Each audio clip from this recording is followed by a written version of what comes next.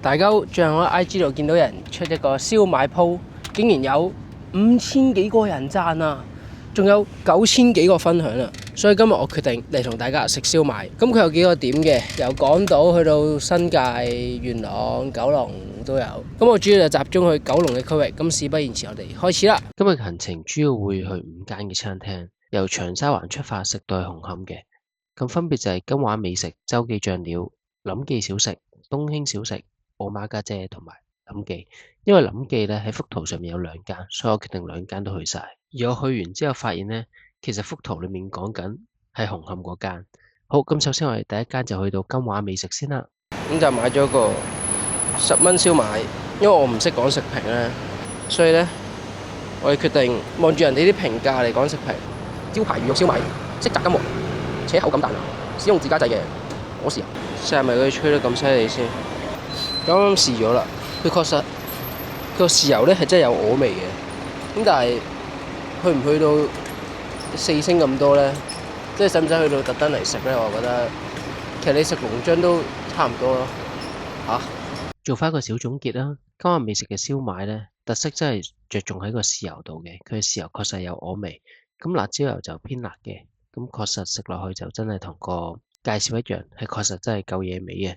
咁但係佢嘅特色就純粹喺個豉油度咯，所以對於我而言，我覺得佢係推薦指數淨係值3.5分嘅啫。好，跟住我哋轉身去食第2間嘅周記醬料。咁呢間鋪其實就喺金華美食轉身嘅後面嘅啫。好，跟住就嚟試第2間嘅周記醬料啊。咁循例都係睇一睇個食評先啦。咁我見佢咧係第1名嚟嘅。咁啊，燒賣特別加入自家出品嘅大地魚粉，煙韌彈牙，鮮味十足。配自家製嘅醬油，簡直冇得彈。佢真係煙韌彈牙，佢個皮係唔同平時食嗰啲燒賣喎。啱啱食嗰隻，啱第一間係金華美食，金華美食都仲係普通魚蛋，咁係個鵝油特別咯。呢間係粒燒賣特別喎。我俾粒冇豉油嘅俾你望望。佢咁樣類似大陸嗰啲燒賣嗰啲皮，比較煙韌少少。哇，OK 喎呢間。佢主要就係用咗內地燒賣嗰種皮啊，但係而家見佢即係如果有油嘅情況底下，佢係仲拎身過其他。OK 喎呢間我覺得佢嘅特色會好過第1間咯。咁又做翻一個小總結啦。咁周記醬料呢間就如同網上嘅評論一樣啦，佢比較煙韌彈牙嘅。咁佢特別在佢用嗰隻皮咧係類似內地包糯米嗰隻燒賣嗰隻皮啊，所以佢比較煙韌有口感一啲啊。咁同埋佢成燒賣用嘅魚肉都確實係即係比較好少少啦。即係有冇大地魚粉一隻我又真係未試得出，但係佢確實係比叫貨啊，比一般嘅燒賣好食啲啲啦。咁因為佢有呢個嘅煙韌嘅特色喺度，同埋呢隻燒賣我覺得真心係好味嘅，所以佢推薦指數可以去到4分。跟住我哋去到第3間，位於石硤尾嘅林記小食。咁林記小食咧就有2間嘅，一間咧就喺石硤尾呢度，另外一間就喺紅磡。咁我哋先食咗石硤尾呢間先。要辣唔該。想話咧，上網咧寫人哋林記係有3間分店，屌你老味！呢度人哋寫住只此一家喎，絕無分店喎。好，咁而家去咗第3間嘅林記小食啦。我想話咧，啲人可唔可以求證，可唔可以做下功課咧？咁啱啱我去嗰間咧係石硤尾白田嗰一間嚟嘅。人哋個門口寫住咗話，只此一間喎，林記只此一間喎，咁即係此林記小食，不同彼林記小食啦。咁點解佢都仲寫埋一齊嘅咧？咁會唔會西貢嗰間又唔同嘅咧？真係唔知。一陣我會試埋紅磡嗰間嘅，咁我而家試下白田呢間先。係啦，一間就咁樣樣嘅。耶，燒賣。嗱，睇一睇佢嘅食評啦。佢食評咧就係自家製魚肉燒賣，口感煙韌彈牙，且份量十足，完全沒有粉感，配上秘製嘅豉油跟豉華龍點睛。我就咁食咧，咁佢確實幾煙韌彈牙嘅，但係佢嗰度寫5星咧，我就覺得未去到5星。普通龍津燒賣咯，大粒燒賣就真係好大粒喎，粒燒賣咁大粒喎，即係睇下到底有幾大粒，咁大粒喎，得2隻手指咁，2隻手指闊。咁當然啦，佢係平咗嘅啦。但係佢都係比一般燒賣大粒，但係好明顯呢間應該唔係網上面嗰間咯。但係佢哋寫啲嘢可唔可以認真啲？好唔認真喎！但係呢間真係份量好足喎。呢間係我啱食咁多間嚟講最飽嘅一間，真係好大粒粒燒賣。住喺附近嘅人可以過嚟攞嚟食做午餐都得，因為真係會飽嘅嗰隻。咁又做翻個小總結啦。石硤尾呢間林記小食咧，燒賣同豉油嘅質素都中規中矩啦，味道上其實冇乜特別嘅，但係佢勝在係份量夠大，好飽肚。咁其實我評分準則咧就係龍津就係2分，超好食咧就係5分。咁佢呢隻咧又未去到龍津咁差，佢屬於好食而又飽肚嘅燒賣，但係佢又未去到有特色可以上到3.5啊4分。咁所以呢一隻咧我會俾佢3分嘅。住喺附近嘅人可以過嚟買嚟食做午餐，或者側邊行，有時候行過啊可以買嚟食都 OK 嘅，因為真係好飽肚。跟住第4間，我哋去到位於大角咀嘅東興小食。我去嘅時候係3點鐘，咁有間鋪頭啱啱開門嘅啫。嗌完之後過咗1-2分鐘，之後其他客人都嚟咗啦。不過佢哋叫嘅應該就係煎釀三寶。咁啱啱就買咗東源小食，咁就10蚊8粒。咁循例啦，望一望上網啲食評先。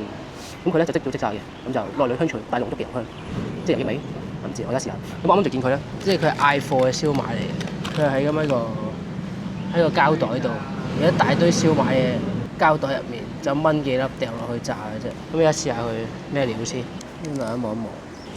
佢係普通嘅椒鹽味嚟嘅，冇乜特別咯，就係你屋企將啲燒賣掉落去個油度炸咯，係咯，之後滲啲椒鹽咯。係咯，呢一間真係冇乜特別，真係3分嘅。但係佢勝在抵食咯，因為佢10蚊，佢10蚊8粒喎，係暫時最平嘅。勝在抵食咯，同埋佢主打嘅應該都唔係，因為我啱見咧，我啱見啲人係嗌佢嘅煎釀三寶咯，唔知睇唔睇到咧？係嗌佢嘅煎釀三寶咯。因為我而家係3點0幾分到嘅，咁我係第一個啦，跟住已經有第2台嚟啦，都係過咗1-2分鐘嘅啫。咁佢就係嗌煎釀三寶，咁我估佢哋出名嘅應該煎釀三寶呢個只係其中一樣嘢咯，所以佢冇乜太大特別，就係一個炸燒賣。好，今日又到總結嘅時間啦。東興小食呢間咁確實同網上嘅評論一模一樣，咁真係即叫即炸，咁確實新鮮夠脆嘅。咁喺啱啱嘅 ASMR 度，大家應該都聽到佢有幾脆啦。咁佢10蚊8粒嘅性價比確實高嘅，但係好明顯啦，我係見住佢由個膠袋度攞出嚟掉落去炸嘅啫，咁即係普通繳貨，咁所以我就可以俾到佢3分啦。食完東興小食之後，我哋去到第5間，位於尖沙咀嘅我媽家姐啊。咁呢一間係暫時今日食裏面最貴嘅一間嚟嘅，亦都係唯一一間有得坐嘅鋪頭。好，咁啊嚟到今日最貴一間啦，就係我媽家姐啊。雖然佢間鋪叫我媽家姐咧，但係我啱啱去嘅時候咧，佢係叫佢老豆整啊。俾大家睇下咩樣。我嗌咗佢哋所謂嘅招牌，佢係寫住 AI 招牌，呢個鹹蛋黃炸燒賣啊。咁佢暫時就係今日食嘅最貴嗰間啊！呢間連埋外賣咧就37，咁如果堂食嘅話就36。呢隻睇下，有啲鹹蛋黃醬撈晒喺面度。佢應該即叫即整，所以咧啱啱嗌嘅時候都等咗10零分鐘。咁我哋咁多間入面咧，佢應該係唯一一間有得坐嘅一間鋪頭嚟嘅。咁但係裡面得眼見會得8個定唔知10個位啊！咁同埋裡面已經有一台人喺度，咁我就費事喺裡面拍啦。一來我社恐，二來阻住人食嘢。好，咁係時候試一試啦。好老實講，其實我覺得佢唔太值呢個價咯。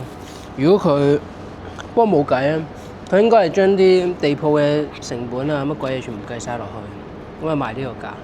因為其實佢就只係啱啱東源嗌貨嘅嗰一隻燒賣，跟住再炒咗個鹹蛋黃醬咯。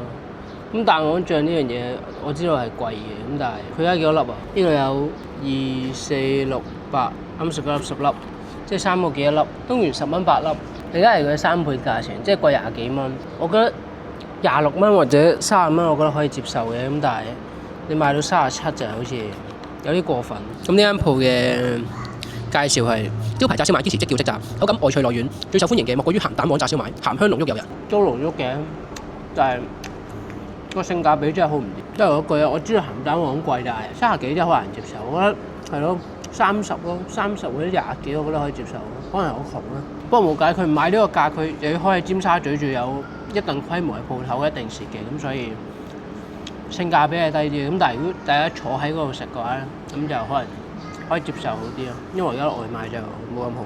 但係呢間嘢我都淨係可以俾3分，因為點解佢同東源同分咧？東源啱啱我都係俾3分嘅，東興嘅人哋要屌，東興我都係俾3分嘅。咁點解佢同埋東興我都要俾3分咧？咁人哋性價比高啊嘛，10蚊8粒。咁其實大家都係叫貨嘅啫，好明顯。好明顯呢粒嘢就係叫貨咯，你自己睇下，呢粒嘢好明顯就係叫貨。呢間總括而言就係你坐喺間鋪度食，我覺得 OK 嘅，但係攞走就不了咯。同埋攞走，因為我啱啱係行咗一陣，走咗嚟呢個嘅歷史博物館呢邊，可能冇啱啱整好嘅時候咁脆。所以如果你係即場食嘅，同埋喺鋪頭食嘅，即係有位坐、有冷氣、有水飲咧，咁我覺得可以接受嘅呢個價。但係如果你攞走的話，或者叫外賣的話，就真係不了啦，冇乜咁特別。咁又做翻一個小總結啦。咁我媽家姐呢間咧，雖然條片度我就話俾3分啦，咁最尾我決定俾3.5分佢嘅。咁雖然佢嘅燒賣自己本身就冇特色啦，即係普通嘅叫貨炸燒賣嚟嘅啫。咁但係佢都勝在有炒到個鹹蛋黃醬啦，咁都 OK 嘅。個鹹蛋黃醬個味都合適嘅，性價比就確實係低㗎啦。咁不過冇計啦，香港嘅鋪租大家都明，佢租大人哋差唔多可能2-3倍左右。住租喺尖沙咀度，咁佢性價比低就冇計嘅事嚟㗎。咁勝在都叫有啲特色啦，又炒到個醬，咁我決定最尾俾3.5分佢嘅。咁最後我哋嚟到第6間，位於紅磡嘅真諗記小食啊。咁點解係真呢？如果大家有睇前面嘅內容，就知道點解佢係真嘅啦。屌啊！我都好 firm，呢間諗記同埋長沙灣嗰間諗記唔係同一間嘢喎。啱啱我望住人哋前面嗰啲嗌2份有兜啦，跟住我以為都有兜啦，我屌啊！跟住我望到攞碌籤嘅時候，已經知道瀨咗嘢啦。係咯，第一件事已經冇兜啦，第二件事我而家買嘅時候，我仲揸住個 cam，即係一手揸錢，跟住俾完錢佢之後咧，呢度做啲黑色嘢啊！哎呀，我仲夾唔到咪添，而家屌啦，瀨嘢啦！哎呀，唔理啦，試下先就咁。好，咁啊睇下有咩特別啊？就望下呢間嘢，你嘅評論係咩啊？自家製魚肉燒賣，口感煙韌彈牙，且份量十足，有粉感，配上秘製豉油，更是滑點睛。我都幾 firm 會真係自家製，同埋佢係有種蝦嘅感覺喺入面咯，唔知裡面都係咁樣樣，但係真係煙韌彈牙嘅，同埋係咯，有種蝦嘅感覺喺上面咯，但係佢冇兜好衰咯，屌咁點攞咗啲籤你根本舐唔到啲豉油，你點舐啲豉油啫？紙袋都冇，兜又冇，3.5分咯，好食嘅燒賣咯就係。冇特色啊，純粹就係好味咯。我就一粒好食嘅燒賣咯，但係啲服務爭咗少少。咁呢間真諗記咧，我決定最尾俾3.8分佢嘅。佢呢度嘅燒賣確實好食，咁同周記醬料嗰間4分有得揮嘅。咁佢扣咗個0.2喺邊度咧？就係佢就係嗌1份的話咧，佢就俾碌籤你。我嗰陣時一手攞 cam 一手俾錢，跟住我俾完錢之後，佢就找翻10蚊俾我。我完全係冇手拎嗰串燒賣啊，係嗰串燒賣又要聚手喎，嗰5粒插咗喺同一支籤度，考驗我嗰2隻手指嘅功力。所以呢0.2分，我覺得係抵扣嘅。話佢服務差啫，咁但係佢嘅味道確實真係好嘅。佢啲燒賣蓉裏面咧，應該有打到蝦落去，佢嗰個味係確實真係比一般嘢好。我食嘅時候，我唔覺得佢有特色，但係佢嘅味係真係一粒比較好食嘅燒賣嚟嘅。呢一間大家其實都可以去試一試。好，咁今日食燒賣嘅片就去到咁多。咁如果大家有興趣睇更加多半日遊同埋香港有咩玩，就歡迎訂閱我啦。如果大家想知道我後面咁靚嘅呢個景喺邊度嚟嘅呢，就可以去我 IG Reels 嗰度睇啦。咁我哋下條片再見啦，拜拜。